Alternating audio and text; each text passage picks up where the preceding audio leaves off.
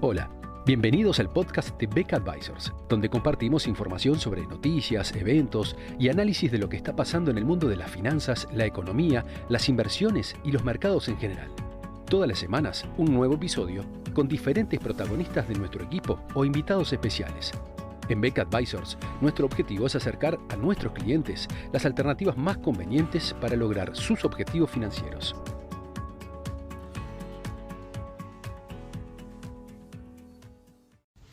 Tras la última reunión de la Reserva Federal, del Comité de Política Monetaria de la Reserva Federal, el pasado 22 de marzo,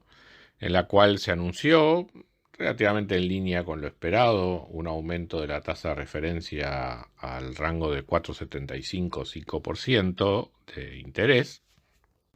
se dio una creciente especulación en torno a si este ciclo de suba de tasas de interés se iba a ver interrumpido y eventualmente revertido como consecuencia de la reciente crisis bancaria.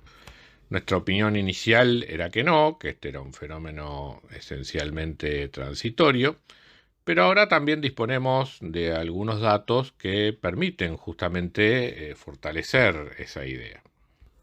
El argumento, extensivamente manejado incluso durante la conferencia de prensa que Jerome Powell, el presidente de la Reserva Federal, dio después del último anuncio de política monetaria,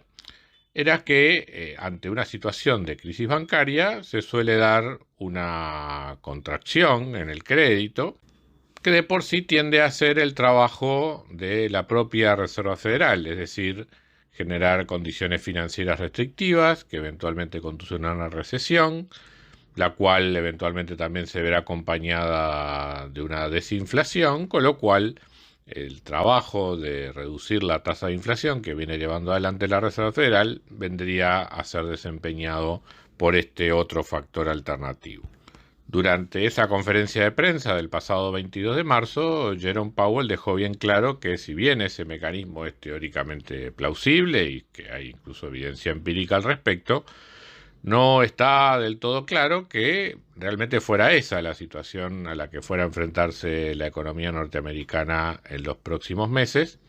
pero sin embargo, la mayor parte de las preguntas y muchos de los análisis que se dispararon a partir de esta última decisión de la Fed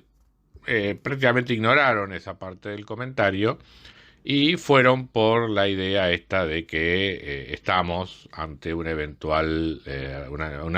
reversión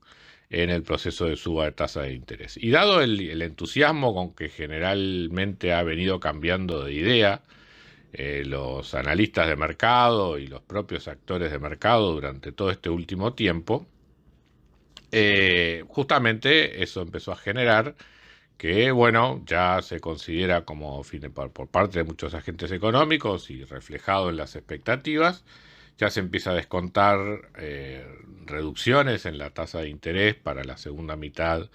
de este año, una caída abrupta de la inflación, el ingreso de la economía a una recesión y toda la historia esta que después también termina repercutiendo rápidamente en la evaluación de los activos, como que si todo este proceso fuera una cosa instantánea, y entonces ya estamos con menos inflación, con recesión, con menores tasas de interés y por lo tanto los activos pueden, sobre todo los de renta fija, pueden empezar a aumentar de valor. O sea, todo ese exceso de entusiasmo y esa dinámica excesivamente acelerada que ha sido característica en el funcionamiento de los mercados durante este último ya año y pico, hay que ponerle un poco de paños fríos porque, primero, la situación bancaria está lejos de estar mostrando que genere esa dinámica de contracción de crédito, reducción de la liquidez en la economía y eventual recesión generada por ello. Y segundo, aunque eso fuera así, normalmente la dinámica económica es mucho más parsimoniosa que lo que están sugiriendo las expectativas de mercado. O sea, la inflación de todas maneras no baja tan rápido, las tasas de interés por lo tanto no deberían bajar tan rápido, y para que la economía entre en una recesión aguda que justamente justifique ese riesgo, digamos, de deflación, las restricciones de liquidez deberían ser eventualmente mucho mayores de lo que la estamos viendo ahora. Y ahí hay que tener en cuenta que la Reserva Federal salió rápidamente justamente a evitar que se produjera esa disfuncionalidad en el sistema bancario, ayudando a que instituciones financieras con problemas de liquidez pudieran no solamente acudir al resto del sistema, sino además también a ventanillas dispuestas a tal efecto por parte de la Reserva Federal. Entonces, a prácticamente un mes de los eventos que dieron lugar a toda esta turbulencia, podemos sacar algunas conclusiones generales y ver realmente dónde estamos parados. ¿Qué cosas sí ocurrieron? Bueno, la caída de los depósitos en el sistema bancario efectivamente fue sumamente aguda durante el mes de marzo. Para que podamos hacernos una idea, los depósitos del sistema bancario norteamericano entre febrero de 2022 y febrero de 2023, todo esto ajustado por estacionalidad, cayeron unos 400.000 millones de dólares. Obsérvese que ya venía habiendo una caída de los depósitos en el sistema bancario, consecuencia de la reversión de la prácticamente suba sin precedentes que había tenido los depósitos durante la pandemia. Pero tengamos presente ese dato, 400.000 millones de dólares de caída en 12 meses, entre febrero de 2022 y febrero de 2023. En las 4 semanas del mes de marzo, la caída de depósitos del sistema fue de prácticamente 500.000 millones de dólares. O sea, en un mes, la caída de los depósitos del sistema bancario fue superior a la que había sido en el último año, donde ya había sido una caída importante. De todas maneras, los pasivos del sistema bancario norteamericano prácticamente se mantuvieron invariables durante el mes de marzo, con lo cual esta caída en los depósitos lo que ocurrió fue que fue sustituida por otras fuentes de ingresos que son justamente otras alternativas de financiamiento del sistema bancario. Las más importantes, bueno, la propia ayuda de la Reserva Federal y también recurrir a la emisión de instrumentos financieros que han sido comprados por quienes han captado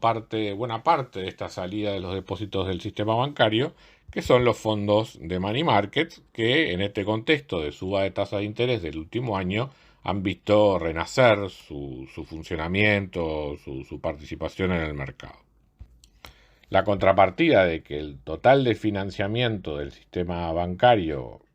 haya permanecido prácticamente incambiado pese a la caída de los depósitos,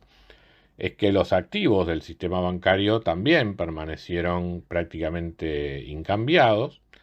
y entre ellos se destaca el funcionamiento del crédito, el cual tuvo una muy moderada contracción en términos desestacionalizado,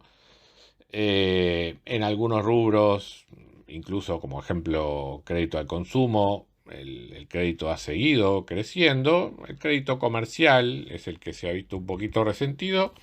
pero en una magnitud que no se corresponde con la idea de una contracción crediticia que esté haciendo el trabajo de la Reserva Federal, como algunos pensaron inicialmente. Por lo tanto, primera conclusión, pese a que efectivamente están cayendo muy fuerte los depósitos del sistema bancario norteamericano, está habiendo un cambio en las fuentes de financiamiento que permite que esa caída en los depósitos no tenga que estar acompañada necesariamente por una contracción crediticia o que la economía norteamericana esté enfrentada a una situación de restricción financiera o de restricción crediticia que eventualmente la pueda llevar a una situación de recesión. ¿Qué otra cosa se ha dicho? Bueno, se ha dicho que la asistencia financiera del gobierno norteamericano al sistema bancario de alguna manera revierte lo que venía siendo el proceso de reducción de la hoja de balance de la Reserva Federal. Se discutió si esto es como un quantitative easing o no. A nuestro modo de ver, tiene características muy similares al quantitative easing, pero marcábamos una diferencia fundamental, y es que es de algún modo autorreversible. O sea, si bien se expande la hoja de balance de la Reserva Federal para darle asistencia financiera a los bancos, en la medida que los bancos empiezan a cancelar esa asistencia financiera, ese proceso tiende a revertirse. Y si es un fenómeno transitorio, esa reversión debería ser relativamente rápida. Bueno, ¿qué es lo que nos muestran los datos? Que en las 2 semanas transcurridas entre el 9 al 23 de marzo, los préstamos de la Reserva Federal del sistema bancario aumentaron en más de 300.000 millones de dólares. Eso trajo consigo un fuerte aumento también en la base monetaria, o sea, en los pasivos monetarios de la Reserva Federal. Pero en la semana siguiente, en la última semana de marzo, ya el aumento de estos créditos fue prácticamente insignificante, bueno, en los números norteamericanos del orden de los 17.000 millones de dólares contra un stock que en ese momento ya era como de 350.000 millones de dólares. Y observen ustedes que ya en la primera semana de abril hay una caída de 30.000 millones de dólares. O sea que ya comenzamos gradualmente un proceso de reducción de estos préstamos otorgados por la Reserva Federal al sistema bancario. Es más, otro elemento interesante, los propios pasivos monetarios de la Reserva Federal volvieron a contraerse fuertemente en la primera semana de abril, o sea que de alguna forma se está revirtiendo la expansión del mes de marzo, con la reaparición de un instrumento que había sido uno de los principales factores de contracción de los pasivos de la Reserva Federal durante el último año, que son los acuerdos de recompra revertidos, es decir, las ventas de bonos por parte de la Reserva Federal al sistema bancario con pacto de recompra. ¿Qué quiere decir esto? Que bueno, que justamente las instituciones bancarias están teniendo un exceso de liquidez que no solamente les permite empezar a devolver la asistencia financiera a la Reserva Federal, sino además también volver al proceso de comprarle bonos a la bonos del Tesoro, a la Reserva Federal, aunque más no sea por plazos de un día, o sea, con pactos de reventa hacia el día siguiente. Pero recordemos que por más que estos sean operaciones a un día, son por un stock que es prácticamente un tercio del total de las tenencias de papeles públicos por parte de la Reserva Federal, y que, como habíamos dicho en algunas de estas ediciones anteriores, constituía una forma avanzada o adelantada de la reducción de la cartera de bonos por parte de la Reserva Federal. Es decir, que pasada la tormenta parecería que las condiciones del sistema bancario empiezan a ser gradualmente similares a las que teníamos en febrero. Es cierto que se ha paralizado un poco el crecimiento del crédito, que venía siendo muy fuerte durante el año 2022, pero habrá que ver durante el mes de abril qué pasa, si estos números que se insinúan en la primera semana de recuperación de la liquidez del sistema bancario eventualmente también permiten que vuelvan a acelerarse las operaciones de crédito. Por el momento estamos muy lejos de encontrarnos ante una situación de restricción crediticia en la economía norteamericana, con lo cual, para nuestro modo de ver, el tema fundamental en la próxima reunión de la Reserva Federal va a ser otra vez la inflación y cuánto va a subir y por cuánto tiempo va a seguir subiendo la tasa de interés. Muchas gracias a todos por escuchar otro episodio del podcast de Beck Advisors. Te invitamos a compartir este podcast con tus amigos, colegas, dejarnos tus comentarios o reviews y seguirnos en nuestras redes sociales Instagram, Twitter, LinkedIn y también nuestro canal de YouTube. Visítanos en nuestro sitio web beckadvisors.com para leer nuestros informes, reportes y conocer más sobre nosotros. Hasta una próxima entrega y muchas gracias.